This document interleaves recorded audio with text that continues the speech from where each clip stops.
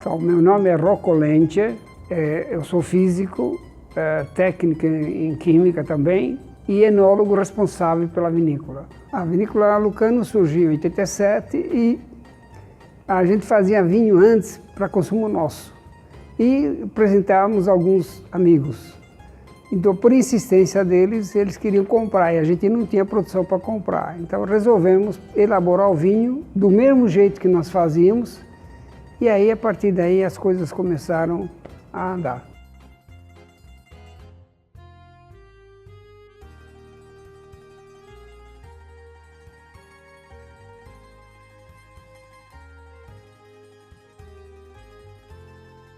A classe de vinhos são os comuns, que a gente chama de uvas americanas, e temos os de vinho de uvas nobres de origem europeia, que a gente chama de vitis viníferas. O champanhe é um espumante em que a pressão atmosférica é o dobro ou até um pouco mais do que o frisante. O frisante tem gás, mas não tem uma quantidade, deve ser 1,5, 2 e qualquer coisa de atmosfera em cada garrafa. O espumante não, o espumante pode chegar de 5 a 7 atmosferas. Uma curiosidade sobre o vinho é que um bom vinho vira um bom vinagre, né? E o vinagre, mesmo você consumir, ele não vai te fazer mal. Inclusive, eu aconselho que se você usar uma colher de vinagre de vinho, sério no caso, né, honesto, você coloca água gelada e você vai ter um refresco que para matar a sede é fantástico. E vinagre é uma coisa sadia. Para alimento, inclusive para lavar verdura, você pode usar o vinagre para isso. Elaboramos cerca de 10 vinhos, e são de uvas simples ou americanas, que a gente chama de vinhos coloniais, né? É tinto seco e tinto suave. Depois eu tenho o branco de uva moscato, que na verdade se subdivide em moscato branco seco e branco suave. Depois eu tenho um rosé, que é uma combinação de moscato com uma uva tinta ou merlot ou taná. Depois eu tenho de uvas viníferas, quer dizer, o moscato também é uva vinífera. Aí de uvas viníferas eu tenho merlot, um cabernet e um taná. Além de uma combinação que a gente chama de assemblagem cabernet com merlot. E ainda tenho um vinho que é uma combinação de cabernet, merlot e taná, que a gente fez em homenagem ao meu irmão Giovanni, que se chama Don Gianni. Nós não pisamos a uva com o pé, mas de todos os maquinários que nós utilizamos são semi-automáticos, quer dizer, a mão vai entrar no processo de colocar a uva na máquina, ou na hora de engarrafar o vinho tem que ter a mão da pessoa para botar a garrafa na máquina, enfim. De alguma forma é uma semi-artesanal, mas a filosofia é sempre de manter a coisa sempre de maneira artesanal. Esses tonéis de madeira, eles me dão um custo enorme, né? Que quando eu desvazio ele com vinho, depois eu tenho que deixar ele embebido, ou seja, ele não pode ressecar. Aí eu coloco água nele, né?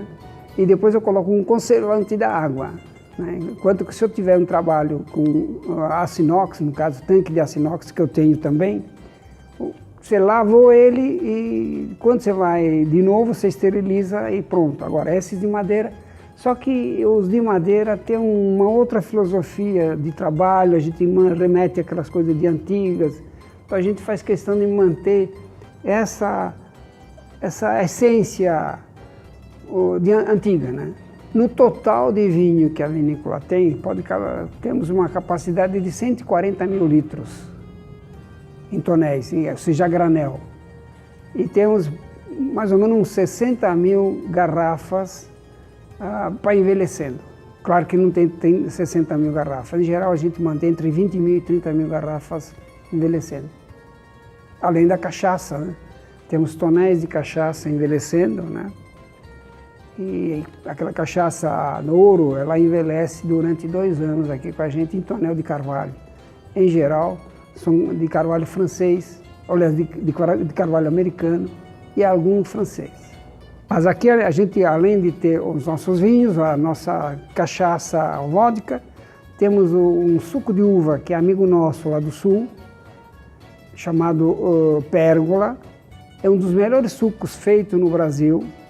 Eu uma vez, acho que uns 10 anos atrás, eu tive a oportunidade de participar de um evento, de uma degustação de suco de uvas, promovido pela revista Quatro Rodas. Eu participei desse evento e eu levei esse suco para experimentar lá, para fazer a degustação, e ficou entre os melhores sucos do país. Eu tinha bastante suco, mas nesse nível. Então muitas vezes é um pouquinho mais caro do que os outros, mas eu acho que o resultado é muito melhor, né? Então eu tenho clientes há quase 30 anos que consomem esse suco e não querem outro, né? Além tem os espumantes aqui fantásticos, que não é produção nossa, mas é produção de gente, amigo nosso lá do sul. E vinhos também fantásticos, sei lá, de uva Syrah, Malbec, enfim, Chardonnay, Riesling. Eu não sei, não é só o meu vinho, tem outros vinhos que muitas uvas eu não tenho, então eu faço questão de colocar vinhos que eu conheço e que eu posso beber e não vou ter problema. Depende de cada safra, depende de como estão as vendas, então a gente não pode falar, né? Essa safra posso produzir 20 mil litros, mas eu posso produzir 10, vai depender de um monte de fatores. O vinho mais antigo que nós fizemos foi exatamente aquele vinho que nós utilizamos para fazer o vinho nosso, né? Que é a base de uva Isabel, né? Na verdade, nós tínhamos aqui uma plantação de mais ou menos 80 pés de uva de moscato ou de moscatel. Só que a gente, para fazer, por exemplo, 500, 600 litros era muito pouco. Então nós comprávamos uva do mercado central ou da Ceasa. Só que aí, no caso, era a uva, em geral, Isabel, que é uma uva rústica americana. E a gente acabava misturando tudo isso aí para a gente produzir o vinho do dia a dia para consumo nosso. Então hoje, o primeiro vinho que nós elaboramos quando nós fundamos a Lucano foi exatamente, o primeiro vinho foi Tinto Seco de uva Isabel. O ano passado, na Expo Vines, nós participamos da Expo Vines e o nosso Merlot foi destacado entre os vinhos mais notáveis da feira, abaixo de R$70. Inclusive, saiu no Estadão, dia 8 de junho de 2017, no encarte paladar. Primeiro você tem que ter a uva madura, sã, enfim, sadia, tem toda uma série de... Primeiro tem que ter a plantação da uva. Essa plantação da uva a gente não tem, temos apenas um pouco, só para mostrar aí na frente da vinícola. Então você começa com a uva. De preferência, você vai ter, quando é safra boa, você vai ter porque a quantidade de água foi correta, a insolação foi correta, a plantação onde você está cultivando essa uva, de preferência não é onde tem muita água. Quer dizer, já começa a você querer produzir um bom vinho a partir de como você tem a produção da uva. A partir do momento que você tem uma uva sã, sadia, enfim, com as características próprias, o grau de açúcar tem que ser bom para você obter uma graduação alcoólica de 11, 11,5, 12 até 13, 14% de álcool. Para isso, quanto mais sol você tiver na época que você vai fazer o vinho e não chover, melhor vai ser a qualidade do resultado final, que é o vinho em si. Para o nosso caso, nós mantemos aquele vinho mais simples que a gente tem, que é o vinho colonial ou comum. No mínimo ele vai sofrer 1 ano de tonel, depois a gente coloca na garrafa e tem mais 3 meses na garrafa, estagiando. Os vinhos finos ou vinhos de uvas nobres, nós fazemos com que ele passe 2 anos estagiando em tonéis e depois você colocar na garrafa, tem mais 6 meses no mínimo de garrafa. Mas, em geral, o nosso vinho fica 1, 2, 3 anos na garrafa. O vinho que foi classificado na feira entre os melhores vinhos da feira, ele é safra 2010. Uma outra coisa que a gente faz questão é que, muitas vezes, alguns especialistas, eles não acreditam que o vinho nacional envelhece. E eu sei e tenho certeza que ele envelhece. E entre eles está esse vinho Merlot, safra 2010, que foi colocado entre os melhores vinhos da feira.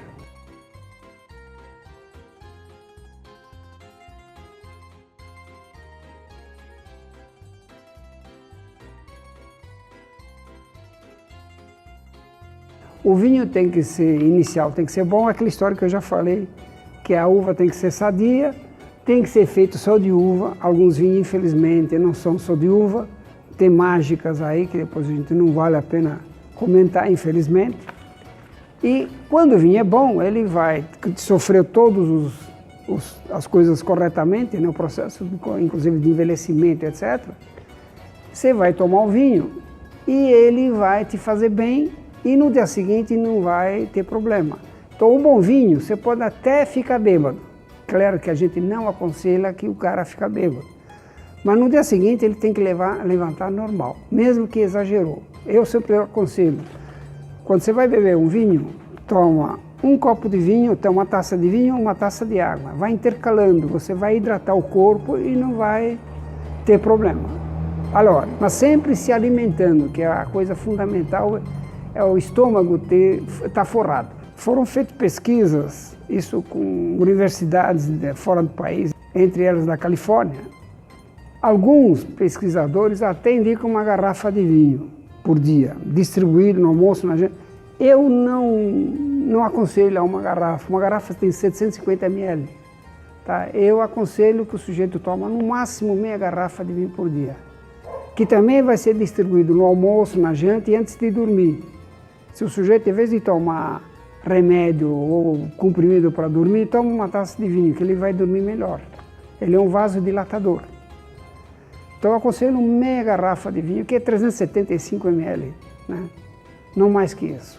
O vinho, primeiro, em geral, tem que ser seco para acompanhar a comida. O suaves se acompanha quando o vinho você vai servir doces, né? Então tem toda uma série de harmonização aí, né? Dependendo da comida, se você tiver uma intensidade de sabor, o vinho tem que ser mais encorpado, com mais sabor. Com comida mais leve, mais ligeira, você vai ter que ter um vinho mais leve. Então vai depender, depois depende do teu estado de espírito. Esse é um outro fator.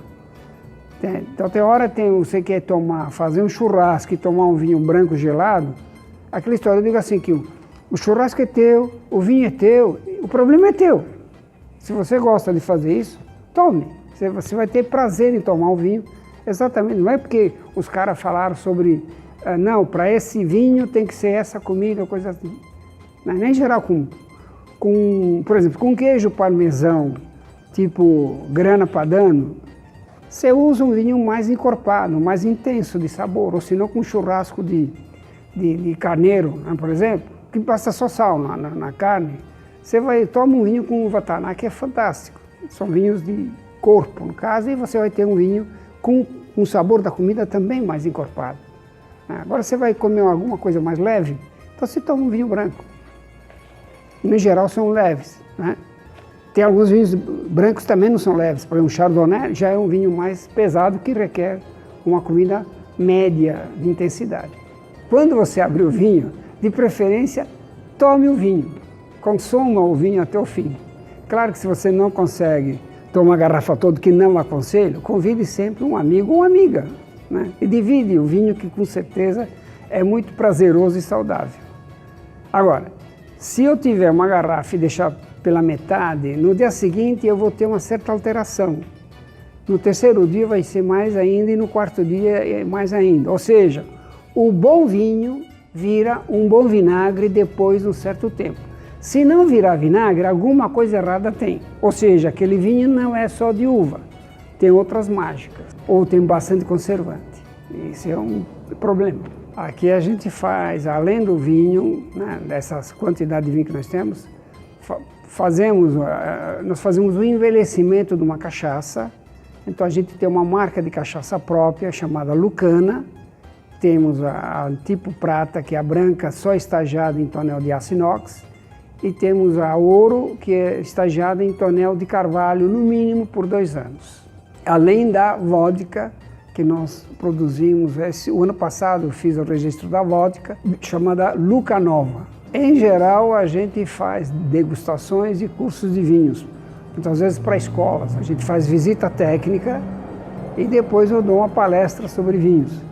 Em geral, agora, como eu não tenho tanto tempo, eu acabo, as palestras são pré-marcadas, né, agendadas, porque senão não tem condições de fazer. Então, nas palestras que a gente dá aqui durante as degustações de vinhos, uma das coisas que a gente explica é quanto às taças. Não adianta eu tomar vinho num copo desse aqui que eu não vou conseguir perceber algumas coisas que o vinho tem, algumas essências dele, né? Esse aqui, de alguma forma, tem uma boca mais fechada, mas mesmo assim não é uma taça ideal. Isso aqui a gente usa como sendo uma taça de degustação tipo ISO, né, que se usa exatamente nos eventos oficiais. Inclusive isso aqui é uma taça que foi utilizada da Associação Brasileira de Enologia, né? É uma taça de cristal, né? Esse aqui, em geral, é uma taça boa para tomar vinho.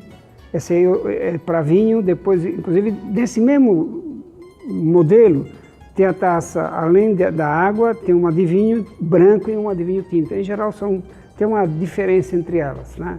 Em geral, se usa assim. O vinho tinto se usa uma taça intermediária, para o branco se usa uma taça menor e para a água se usa uma taça maior. Em geral, eu sou meio avesso, eu faço o contrário. Para a água a gente usa a taça menor, para o vinho branco eu uso a taça intermediária e para o vinho tinto eu uso a taçona grande, porque assim pode enfiar a cabeça dentro da taça. Você sentir os aromas que ele tem, né? Isso aqui em geral é para espumante.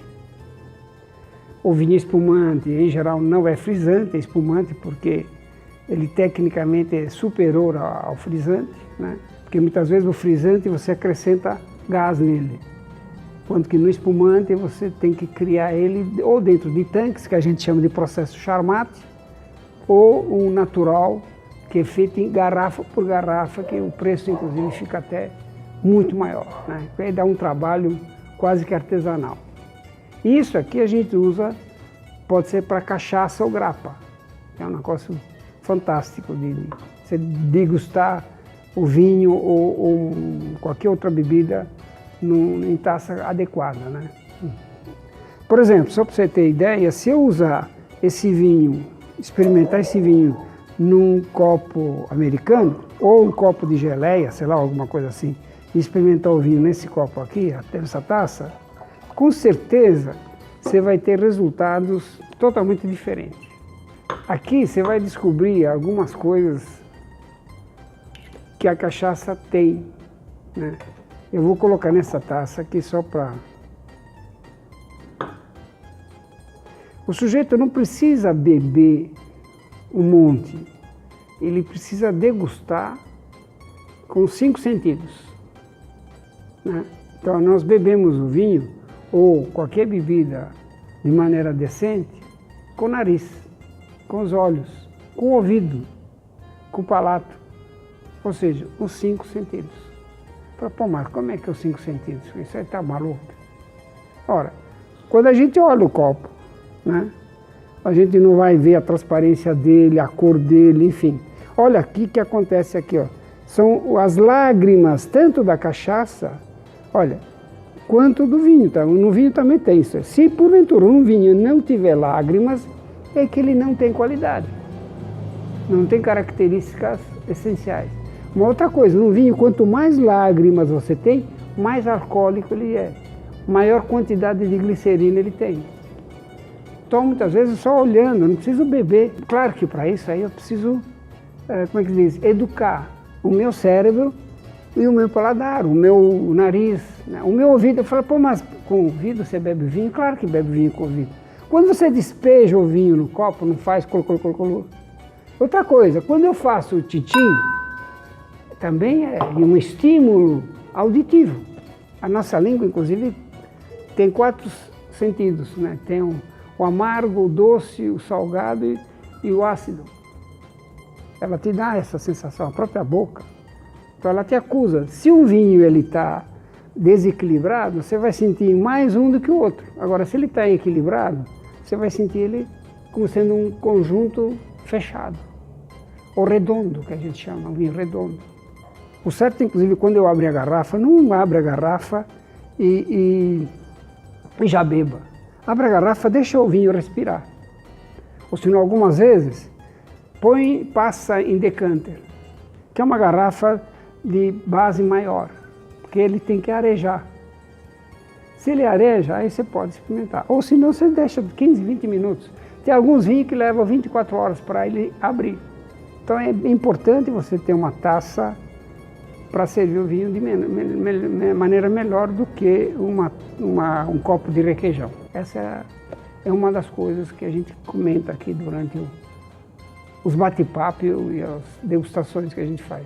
Em geral, de sábado, a gente abre o espaço para o sujeito vir aqui experimentar o vinho. Até 3 vinhos é gratuito, mais que 3 a gente cobra uma taxa para evitar que o sujeito ache que isso aqui é boteco, né? E se ele estiver interessado, a gente leva no meio dos tonéis, no meio das garrafas, enfim, faz uma visita técnica. E se tiver dúvida, a gente esclarece algumas dúvidas que porventura o sujeito tem. Eu, como sou morador da Penha, desde que nós viemos da Itália, eu sou até suspeito. Eu me sinto um penhense, né? Mas amem a Penha, né? E visitem a Vinícola Lucana, que eu acho que é uma coisa única na cidade de São Paulo. A gente está, inclusive, entre o roteiro turístico de São Paulo. Aliás, o ano passado nós fomos homenageados como sendo as 10 maravilhas da Penha. Então isso a gente agradece ao pessoal que nos votou, né? Eu acho que e agradecemos a todos os penhenses ou a todo paulistano, ou a todo paulista, enfim, a todo brasileiro. Que eu acho que as pessoas poderão consumir mais vinho decente. Hoje você tem vinhos decentes produzidos aqui no Brasil com muita seriedade. Inclusive na loja que a gente tem lá no Tatuapé, eu faço questão de colocar vinhos nacionais, além dos vinhos importados, de gente que eu conheço, né? Então, nem vou elencar o nome deles, porque é só visitar a loja lá que eu acho que vale a pena experimentar os vinhos produzidos aqui no Brasil. Não precisa ser do Lucano, e outros vinhos também. Tem vinhos muito sérios, né? E que eu acho que o brasileiro está começando a descobrir que o vinho nacional é tão bom quanto qualquer vinho importado bom, que também está cheio de vinho importado que deixam a desejar. O endereço da vinícola fica aqui na Penha, de França, na rua Mirandinha 888.